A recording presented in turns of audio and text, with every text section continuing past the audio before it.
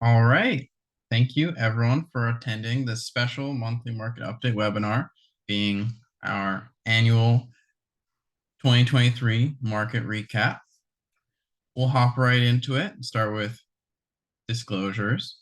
Silverstone Financial LLC is a registered investment advisor. Information presented is for educational purposes only. It does not intend to make an offer or solicitation for the sale or purchase of any specific securities, investments, or investment strategies.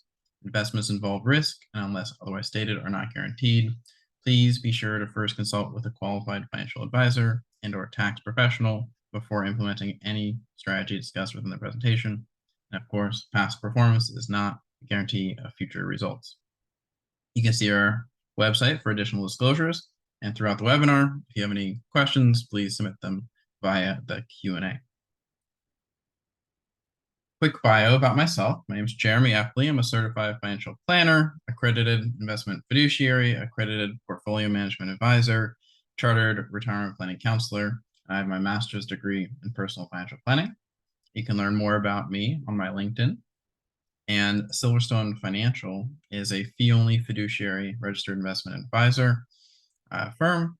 We provide comprehensive wealth management services, including tax planning, investment services, tax services, estate services, that kind of such stuff. You can learn more about us on our website. And we'll hop right into 2023. What happened?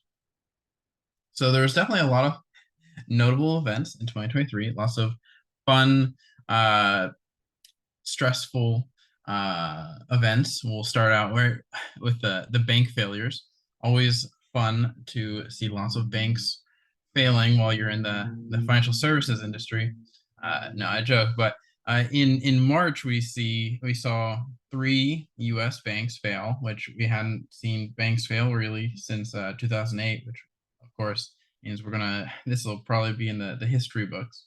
But we saw Silvergate, Silicon Valley Bank, and Signature Bank fail, and across the pond over in Switzerland we had Credit Suisse practically fail. They were going to fail, and the government forced UBS, its largest competitor, to purchase Credit Suisse to prevent bank failure and a contagion effect affecting and damaging financial services in the region. So essentially, in March we had 4 failures, and then in April we had an additional failure of First Republic Bank, which was then purchased / bailed out by JP Morgan. So it was definitely a stressful time in the beginning of the year, and during March, April, we saw essentially 4 to 5 bank failures, depending on what you categorize as a failure. And there was a lot of worry. You can go back and watch those monthly market update webinars. They're on our YouTube channel. But there was worry about potential contagion. If one bank fails, there can be runs on other smaller, weaker banks that cause them to fail and have some major banking crisis happen. Thankfully, the Federal Reserve provided liquidity. Essentially, the biggest concern about these failing banks was they had bad risk management techniques where they bought a long-dated fixed income securities, which means they put their money into these bonds, then would be able to get their money out for a long time. And when the Federal Reserve increased their interest rates, those bonds lost value. So when there was a run on their bank, they had to sell these bonds that had a face value, which means they're going to get that money back eventually of a lot more than their current marketable value was. They had to sell it at a loss, which continued the spiral and continued the stress and continued the run on the bank, which made them fail. So thankfully, the Federal Reserve, the government, different institutions provided a lot of liquidity and prevented a whole lot of banks failing and prevented a whole lot of government bailouts from potentially happening. So it was good that we didn't see another 2008. Of course, these are still risks, and those that held bank stocks, particularly small cap bank stocks in their portfolios, are still down. They were some of the worst performers in the year, simply because there's added risk now, and there's lower profitability across all those smaller banks that might not have as strong a balance sheet as, say, JP Morgan Chase. Moving on, April, we saw the Writers Guild strike, and I'll jump forward a teeny bit, combining that with the United Auto Workers strike. There were a handful of these large-scale strikes across different industries that we saw throughout the year, and it was mostly just showing the effects of inflation and some of the power that the workers held, simply because we had a very strong labor market. They were able to unionize, demand higher wages and such. As far as I know, at least all the major strikes, the Writers Guild strike, the actor strike, the auto worker strike, a few of the others, most of them are all concluded. They came to agreements that both parties were found acceptable. And yeah, we don't see too many current strikes, at least very high headline strikes that we would see in the everyday news. But maybe we'll see more in 2024, since the effects of inflation are at least still here, even if we don't have the same level of extremely high inflation that we saw in 2023 and 2022. Go back to June. I like bringing up these crises or things that we worried about in those previous months to remind everyone that although these are risks and they definitely cause stresses, since they probably affect the day-to-day value of a portfolio, you probably forgot about all these things happening this year, and your stock portfolios are up for the year. And it helps to reinforce the importance of long-term investing, passive investing, and sticking with it, and not to let the small stuff, even if some of the stuff isn't that small, but the day-to-day risks and the day-to-day crises not affect your long-term plan. So yes, in June, we had a near debt ceiling crisis, US default. It's happened many times in the past. Every single time the politicians run it up to the 11th hour. I think this time it was legitimately the 11th hour. I think it was 11 p.m. on a Friday, and the deadline was at midnight when it was signed into law, whatever deal that the Republicans and the Democrats came to. Very interesting to see. September, although it might not affect most of you, but ARM and Instacart were both two very, very large IPOs that happened. ARM being one of the largest in history. It's a semiconductor design company, and not manufacturing company, but very impactful, very valuable, and definitely made a big splash when it went for its IPO in September. October also saw the Hamas-Israel conflict, and that definitely affected markets, particularly those that are sensitive to the Middle East. Oil prices, although you expect oil prices to go up during Middle Eastern conflicts, oil prices dropped, which I had talked about a little bit last month, which I found interesting. But of course, horrible things we're seeing out in these conflicts, and hopefully they don't last much longer. And finally, simply because it was such important or large headlines, we saw Sam Bankman-Fried found guilty at FTX. I believe his sentencing date is sometime this spring, maybe March or something like that. And he is looking at up to 100 years behind bars. It probably won't be 100 years, simply because of how some of this stuff stacks. But still, very high-profile fraud case, and another good reminder to be cautious when crypto investing or gambling, or however you'd like to look at that. Particularly now that there's another wave of frenzy around crypto because of the spot Bitcoin ETFs expected to be approved within days now, probably weeks at the latest. So there's a resurgence, especially on some of the more scammy stuff. When the headline safer in quotation marks, cryptocurrencies like Bitcoin or Ethereum do well, so does all the other more scammy situations that I definitely recommend avoiding. So if you ever have questions, especially if you're a client of mine, even if you're not, please send me an email ask for my opinion on if something is safe, or at least so I could point out potential risks. Because you definitely don't want to lose your money because you're putting your money at a Bahamas based hedge fund brokerage with no oversight, which is what happened with the FTX fraud. All right, moving on to the markets.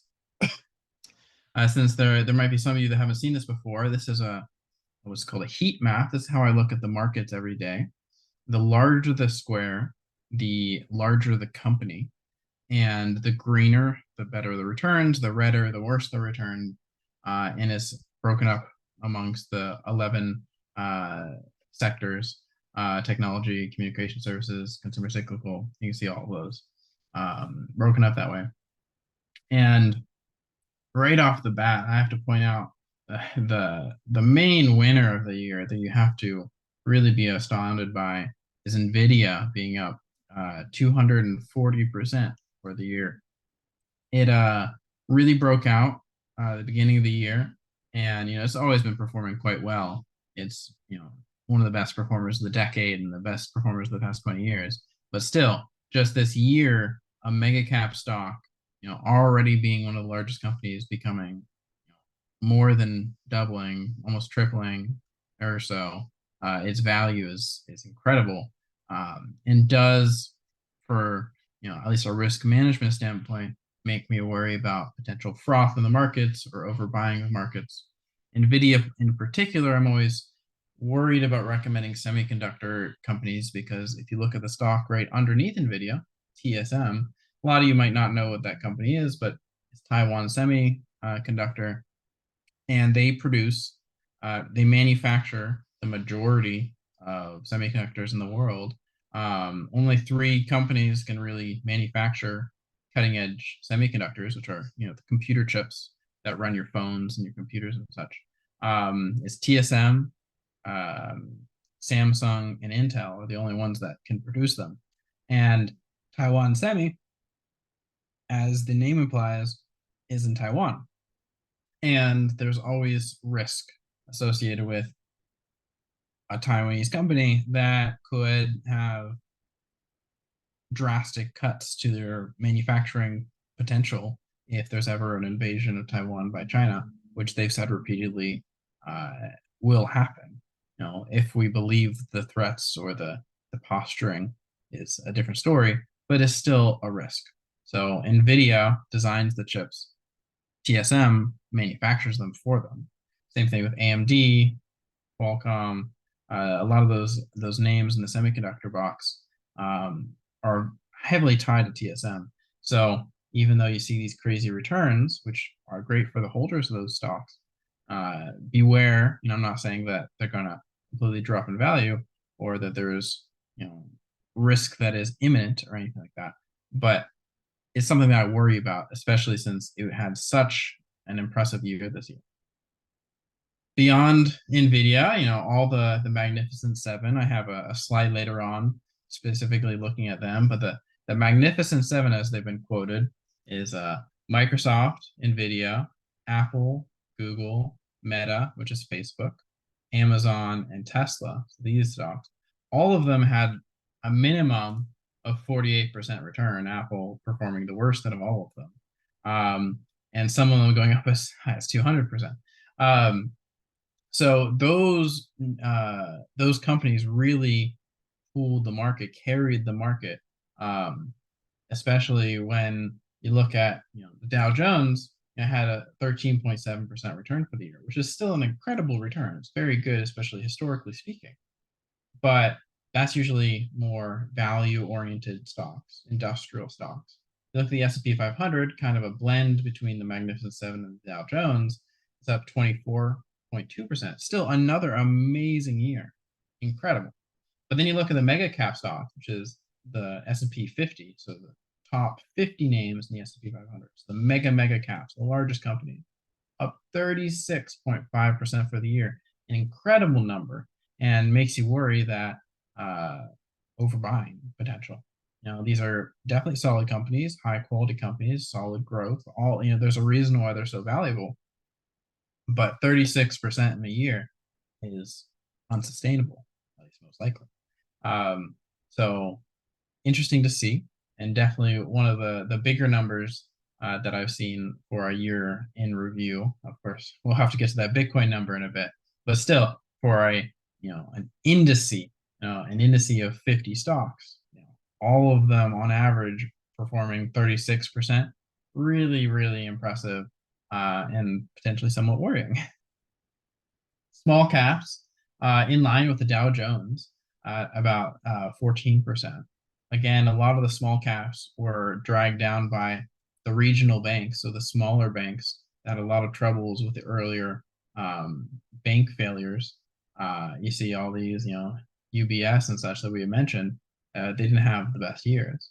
Over here, you can see some consumer defensive and some healthcare.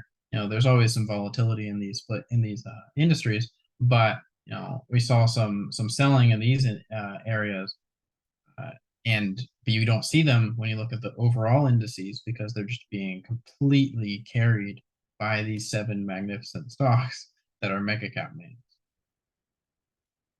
Global ex-US up 12%. So still an incredible year for international stocks. Most years, international stocks do not perform double digits.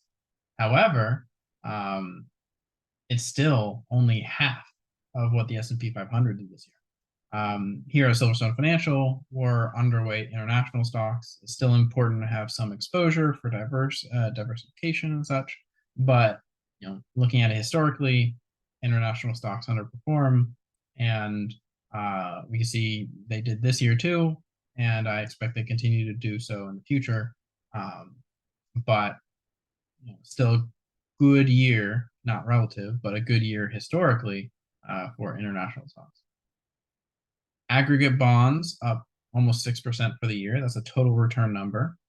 So value, straight value of the bond plus the interest and such is pretty good.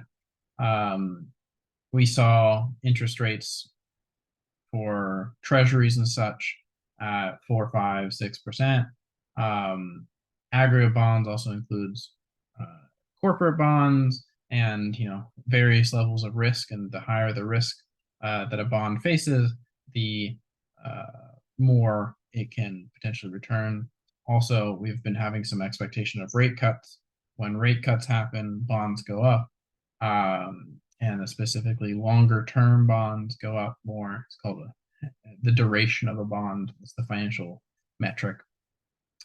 So I expect bonds to perform again well next year, but I don't know by how much. We'll have to see.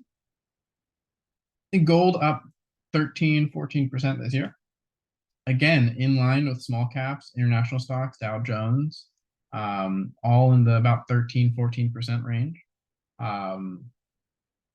It was interesting. I remember last year, interest rates are up, but gold was down. And usually gold moves in line with interest rates, with money supply, that kind of stuff.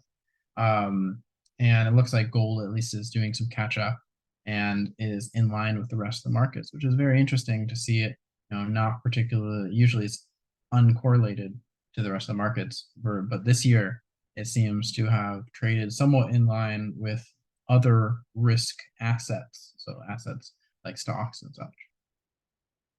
Crude oil was up significantly for periods of time last year and the periods of time this year as well. But year to date, it was down 10%. And I remember, last year, the year before and such, when there was a lot of worry about inflation and gas prices and stuff like that. And now you don't hear the same complaining because gas prices are down. And we don't get political here, but I'll definitely point out still that gas prices, no matter if they're up or down, rarely has to do with necessarily any kind of an administration. A lot of it has to do with just global markets. How much oil is China demanding for its manufacturing process? How much oil is OPEC and Saudi Arabia pumping? Now, these are a lot of questions that aren't controllable by either political party. So interesting to see, and hopefully people realize the significance of oil falling, because that usually leads to more consumption. You can produce more cheaper, have more consumption. We'll see how that affects inflation long term, though. And the last big number here is Bitcoin at 150% return. Again, it's just been based off of the hype behind the spot Bitcoin ETF that's been coming. That was also my investment thesis behind it, that institutional money will come into it. Therefore, Bitcoin was underpriced until institutional money does eventually buy it. After the spot Bitcoin ETFs are approved and funded and public, there is going to be more debate around this on, okay, if the ETFs are funded, how much actual demand will there be for a cryptocurrency that doesn't really do anything, but has limited supply? So I'll be really interested to see how it performs in the next 2 years specifically, because I've in the past had my clients invest a little bit of money in references 1 to maybe up to 3% if they're aggressive of their portfolio into Bitcoin. Some of my clients opt out, and it's perfectly fine. It's not a requirement, but some like the exposure. And now that the institutional interest is about to be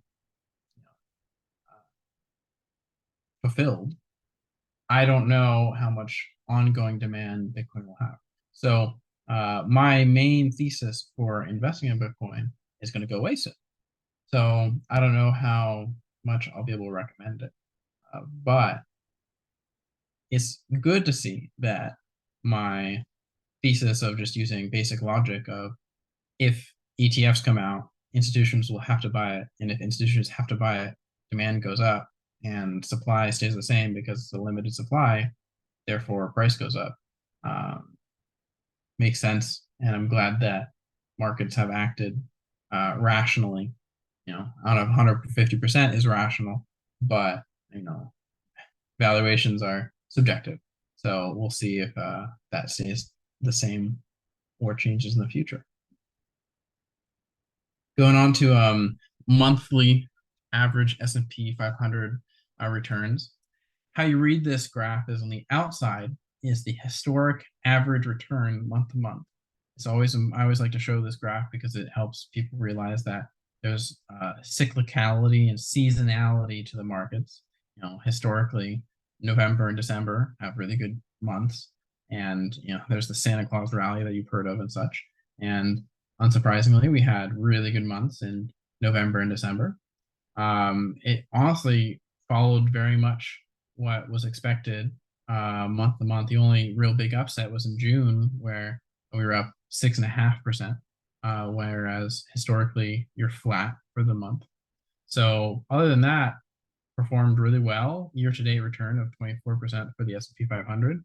And because of such strong returns, I don't know how the year will begin. My gut feeling, we'll talk a little bit more about it in the future in the next slides, but January, February, you might sell off a little bit simply because of how hot we got in November and December.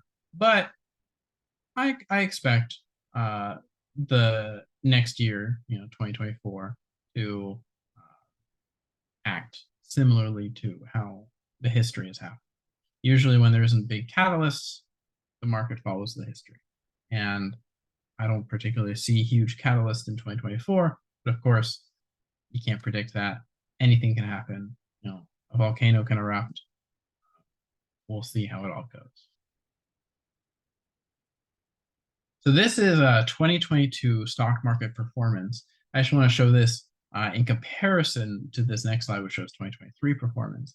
But in 2022, we saw down 10%, down 20%, dipping a little bit below 20%, and then eventually closing out basically about down 20% for the year. Now for 2023, we see kind of the opposite, up 10%, up another 10%, giving some of that up between September, October, and such. And then a big rally at the end, which I had called for previously in other previous monthly market update webinars. But a big rally just at the end.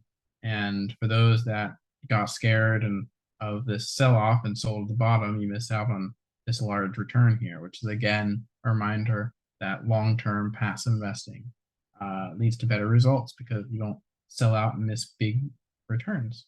But year to date, this is the total market as measured by Morningstar, up 25, 26, 27%, almost 30, an incredible year to see. Now, this is the Magnificent Seven chart that I had shown previously on how much these 7 stocks are carrying the market. I think it's also very important to point out that 50% on the low end is still a ridiculous number. This seems skewed, but if you drew the average return of stock market stocks, it's probably a little sliver of green that you wouldn't be able to see. So I wish they had put like average return or of other of non-Magnificent Seven stock just to compare. But wow, how much Meta and Nvidia outperformed everything else, being up 200% or more on those stocks. In red down here was the 2022 performance. So, they definitely sold off and they recovered this year, but they recovered significantly more than they sold off. Every single one of them is up across the board. And if you look at Nvidia, how much it sold off, and then bam, this is 50. So 1, 2, 3, 4, almost 5x how much it had lost last year. So 4x, so 200% of that is new growth. It's not recovery. In comparison to like Amazon, a lot of that was just recovery from the big sell-off it had last year of 50%.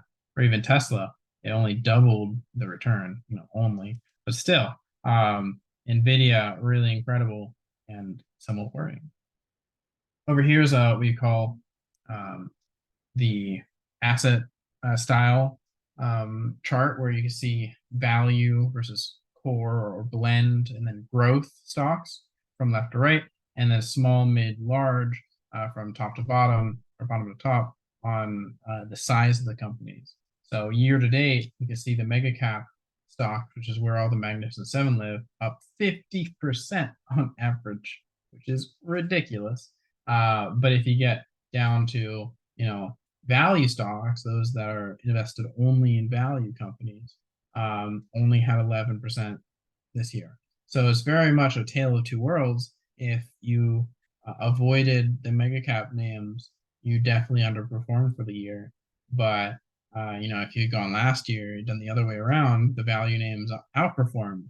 So it just depends on how you're invested, and why we usually recommend some sort of blended strategy or something that is diversified across everything, so that you never have too much of a feast or famine year, and across the board you have good returns, systematic returns, that kind of stuff. Just a few extra charts on just inflation and such. I'm going to run through some of these a little faster, but 2023 inflation, we saw, it started out at the beginning of the year at 6.4%. We're down less than half of that at 6.1% now. The Federal Reserve is doing its job. Hopefully it continues. Hopefully we get down to their target of 2%. We shall see. Here's the month over month inflation. So this takes the last 12 months and adds them together, and that's how you get this monthly or this annual inflation number that's reported monthly. This is the monthly number that's reported monthly, and as you can see, it dipped, and then these months we had a 0.6% inflation for the month and a 0.4% inflation for the month. So you saw a bit of a rebound, but then 0 and 0.01, you saw inflation drop back down pretty quickly. So if we keep getting 0, 0.01, 0.02s, we will hit that target that the Federal Reserve has. We'll see if it does that. This is also an interesting chart that I had seen on where inflation is and isn't, where rent prices are up 7% on average for the year. Restaurants are up 5, personal care up 5, housing, which would be not rents, but like housing prices are up by 5. Earnings are only up by 4. Prescription drugs up by 4. Overall inflation, so if you add everything up, is 3.1. And then some of the other ones that are slightly below inflation. Then you have deflation, household energy, electronics, which are historically deflationary because technology improves. Toys, furniture, appliances, used vehicles, school books and supplies, gasoline at 9%, another big one. Rental cars at almost 11%, another big one. And airfare at 12%. These are big drop-offs in, well, it's deflation here, which is, you'll always see some inflation and some deflation. When you average it together, you get the total overall inflation.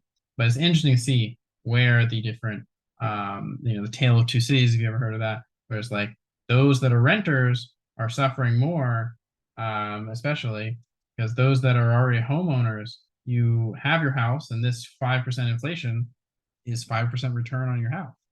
And if you don't have rent, then you're not having that struggle with you. So if you're, a retiree who likes to travel by flying, this inflation is great for you because your airfare is down, your house is up, and you're not affected by rent. But on the other hand, if you're a renter that goes this paycheck to paycheck, and your earnings only went up by 4%, but your rent went up by 7, you might have some trouble paying your bills. I don't have a chart about it, but I know recently we hit $1 trillion of U.S. credit card debt, which is somewhat concerning, especially for those that are holding that debt. Of course, I advocate as a financial planner to try to get out of debt, especially bad debt, which would be credit card that you pay 20% interest on. You want to avoid that kind of stuff. Then there's going to be another quick little slide. The Federal Reserve meeting for December happened. Again, no rate changes. We expect, based off of their minutes, what's been released and such, the reports that they aren't likely going to raise rates anymore. And now they're considering cutting rates, most likely in the second half of this year. The current expectation is 3 basis point drops, three rate drops, so 75 totals, 25, 25, 25. We'll see if and when that comes, and ideally it's slow and steady because the economy is performing well. If they have big rate drops, it's probably because there was some sort of problem in the economy, and we don't want to see that. This is another interesting graph. I won't spend too much time on it, but this was the 2-year Treasury, which is in red, the 10-year Treasury note, which is the U.S. government bond, in yellow, and then the federal funds rate, which is what the Federal Reserve actually affects. When they say you hear raising rates, that's what they're actually doing. You can see that there is an expectation. Markets are forward-looking, so there was an expectation of these Treasury bonds starting to go up before the rate hikes actually happened. There was some announcements, but they never actually fully committed. They just were thinking about it, and they finally started raising rates. These were in advance, and then rates surpassed it, and because they're forward-looking, they're expecting rate cuts now. So again, in advance, and they're now in advance to rate cuts. You see these dropping. If they added mortgage here too, mortgage rates have dropped from 8% to almost 6% now, depending on your mortgage and where you are and such. But you can see it plateauing, and it'll probably start rate cuts in second half of this year. Interesting to see. I always like to bring this chart up too, because I've mentioned it before. I'm very much a bull for the Indian market, especially when looking at international markets and emerging markets. Most international markets aren't that attractive to me. They underperform historically, and especially emerging markets, a lot of them don't perform well. And of the emerging markets, I've for many reasons, and I've explained them in the past. I find India to be in a very attractive economy to invest in. So in this graph, you see India in blue, general, diversified emerging markets in red, and then the U.S. markets in yellow. And you don't necessarily expect international, at least I don't expect international markets to perform as well as the U.S. markets. But India usually either slightly underperforms or matches the performance of the U.S. economy, or the U.S. markets, rather, which is really impressive. And this is another year where I'm happy to say that I was right, where India has significantly outperformed the rest of the emerging markets, outperformed the broader international markets, ex-US, and slightly underperformed the US markets. So those of you that are Silverstone Financial clients, you are invested in India mostly as your international exposure, and it was a good bet, and it has performed well, and I expect it to continue to do so into 2024, maybe 2025. No long-term recommendations because things can change, but I'll keep you posted on how those returns continue. All right, and this is the last slide. This is what actually happened, the daily chart, so the candle charts a little more detailed, what happened in 2023 and some expectations for 2024. You might be more used to this yellow bar, which was the range that had been trading in previously, to be slightly higher, but because of this big breakout, the entire chart got shifted downward. So we see since 2023 up nice 24% for the S&P 500. It had been trading in this range. Around June, I had said that I expected it to continue trading within the range. It actually broke out. That was that 6.5% anomaly that I had mentioned before. It then continued rising, which I expected after it broken out of the range. I expected to continue, and then it kind of got overbought. So I expected a sell-off. It did do that. I expected a continued sell-off in September. And then here I had gotten it wrong. I had said that we're probably oversold now. We'll probably start seeing a return up from October. October did have a slight return, and then it sold off due to some financial concerns that people were worried about. We hit what's called the ceiling here of the original range, and I had called for a bounce in November, which we had an incredible bounce in November. And then I expected for us to finish out the year slightly up, specifically because of the Santa Claus rally and such, which I was correct on. We were up actually more significantly than I expected. And now we're into 2024. And I had mentioned previously, February, January can be a toss-up.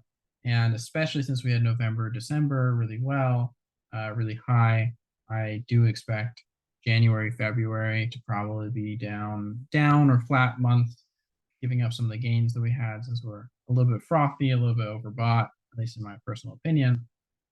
But even though I'm predicting some sell-off, I always like to remind you that passive long-term investing is what's best. Don't try to time the markets. I can be wrong. I have been wrong in the past.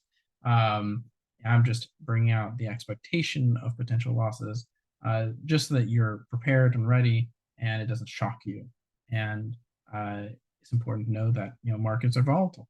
And if you have any concerns, please reach out to me.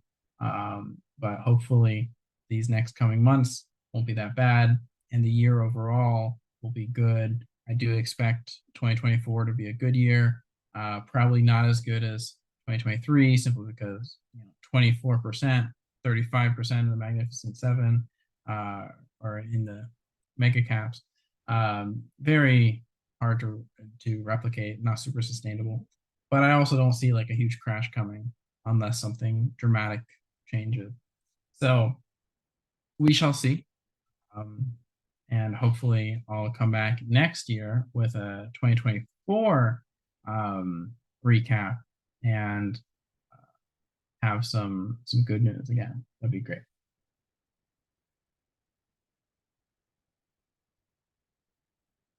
for audience Q&A, I hadn't seen anything come through.